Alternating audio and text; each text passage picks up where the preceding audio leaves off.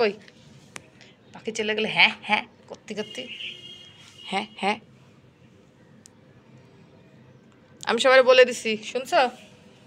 হ্যাঁ যে কীভাবে দুষ্টামি করতে হয় তোমার কাছ থেকে যেন শিখতে আসে এভাবে লাফ দিতে হয়, তারপরে এভাবে শুয়ে পড়তে হয় নাকি, শুয়ে পড়ে এভাবে ধুলা মাখতে হয় গায়ে, তারপরে এইভাবে একটা পচা দড়ি নিয়ে খেলা করতে হয়। হ্যাঁ তারপরে তারপরে ক্লাসে কি শিখাবা যে কীভাবে পচা দড়িরে দাঁত দিয়ে দিয়ে কামড়ায় কামড়ায় ছিঁড়তে হয় নাকি, তারপর তারপর কী করতে হয় বলো,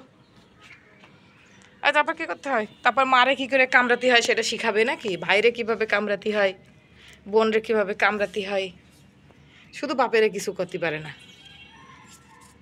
কারণ বাপ তো আর কোলে নিয়ে ছানে না, ওই দূরের থেকে খাতে দেবে না, দূরের থেকে সব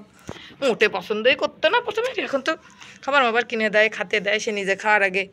এটাই ওর জন্য সৌভাগ্যের ব্যাপার। সি কোথার থেকে কিছু উল্টুল পেঁচানো,